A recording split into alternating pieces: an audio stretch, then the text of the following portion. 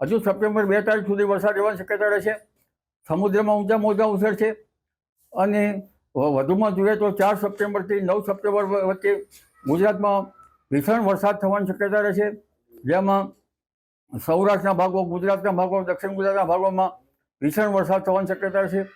5મી September આસપાસ દક્ષિણ ગુજરાતના કેટલાક ભાગમાં ભારેથી અતિ ભારે વરસાદ થવાની શક્યતા રહેશે. અને જોવા જઈએ તો આ સિસ્ટમની અસર લગભગ 8-9 સપ્ટેમ્બર સુધી રહેતા મધ્ય ગુજરાતના ભાગો, અમદાવાદ, ગાંધીનગરના ભાગોમાં પણ વરસાદ થવાની શક્યતા રહેશે. કેટલાક ભાગમાં મુશળધાર વરસાદ થવાની શક્યતા રહેશે. અને મહીસાગરના ભાગોમાં પણ ભારે વરસાદ થવાની શક્યતા રહેશે. પૂર્વ ગુજરાતના ભાગોમાં ભારે વરસાદ થવાની શક્યતા રહેશે. આ ઉપરાંત ઉત્તર ગુજરાતના ભાગોમાં પણ વરસાદ થવાની શક્યતા રહેશે. કચ્છના ભાગોમાં પણ વરસાદ થવાની શક્યતા રહેશે. ઉત્તર ગુજરાતના કેટલાક ભાગમાં ભારે વરસાદ થવાની શક્યતા રહેશે. સાબરકાંઠા, અરવલ્લીના કેટલાક ભાગમાં ભારે વરસાદ થવાની શક્યતા રહેશે. પરંતુ પંચમહાલના કેટલાક ભાગમાં ભારેથી અતિ ભારે વરસાદ થવાની શક્યતા રહેશે. ભરૂચના કેટલાક ભાગોમાં પણ ભારે વરસાદ થવાની શક્યતા રહેશે. અને દક્ષિણ ગુજરાતમાં સુરતમાં જ્યાં વરસાદ થોડો ઓછો છે ત્યાં પણ વરસાદ થવાની શક્યતા રહેશે. કોઈ ભાગમાં ભારે વરસાદ થવાની શક્યતા રહેશે. આ ઉપરાંત આહવાના, વલસાડના ભાગમાં ભારેથી અતિ ભારે વરસાદ થવાની શક્યતા રહેશે. તાપી નદીનું જળસ્તર વધવાની શક્યતા રહેશે. પરંતુ ઉલ્લેખનીય છે કે લગભગ નર્મદાના સ્ત્રાવ વિસ્તારમાં વરસાદ થતાં નર્મદા સરદાર સરોવર ડેમની ઊંચાઈ વધી શકે છે. અને નર્મદા બે કાંઠે થવાની શક્યતા રહેશે. સાબરમતી નદીમાં પણ પાણીનો આવરો આવવાની શક્યતા રહેશે. પરંતુ આ ભીષણ વરસાદ પછી લગભગ તારીખ 13થી 15માં પણ બંગાળ ઉપસાગરની સિસ્ટમ છે. અને 15 સપ્ટેમ્બર બાદ પણ રાજ્યના કેટલા ભાગમાં ભારે વરસાદી ઝાપટા પડવાની શક્યતા રહેશે.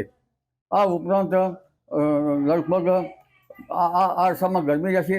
પણ 23 સપ્ટેમ્બરમાંથી ગરમી વધુ પડવાની શક્યતા રહેશે. અને મહત્તમ ઉષ્ણતામાન 35 ડિગ્રી સેલ્સિયસ જેવું રહેવાની શક્યતા રહી શકે. ન્યૂનતમ તાપમાન 25થી 26 ડિગ્રી સેલ્સિયસ જેવું રહેવાની શક્યતા રહી શકે. અને નવરાત્રિમાં ગરમી વચ્ચે કોઈ ભાગમાં વરસાદ પડવાની શક્યતા રહેશે. નવરાત્રિની શરૂઆતમાં વાદળવાયુ આવવાની શક્યતા રહેશે. તારીખ 6, 7, 8, 9 અને દશેરા સુધીમાં ક્યાંક હળવો વરસાદ થવાની શક્યતા રહેશે. પરંતુ ત્યારબાદ જોવા જઈએ તો લગભગ ઓક્ટોબર માસમાં પણ બંગાળ ઉપસાગર સક્રિય રહેશે. અને ઓક્ટોબર માસમાં ક્વચિત નીનો 3.4 વિસ્તારનું જળવાયુ ઠંડા થવાની શક્યતા રહેતા પેસિફિક મહાસાગરમાં લા નીનોની અસર વર્તવાની શક્યતા ગણી શકાય. પરંતુ તારીખ નવેમ્બરમાં 4-11 તારીખ પછી પણ લગભગ દક્ષિણ ભારતમાં ભારેથી અતિ ભારે વરસાદ થવાની શક્યતા રહેશે. જેની અસર ગુજરાતમાં થવાની શક્યતા રહેશે. 18 નવેમ્બરથી લગભગ ડિસેમ્બરની શરૂઆત સુધીમાં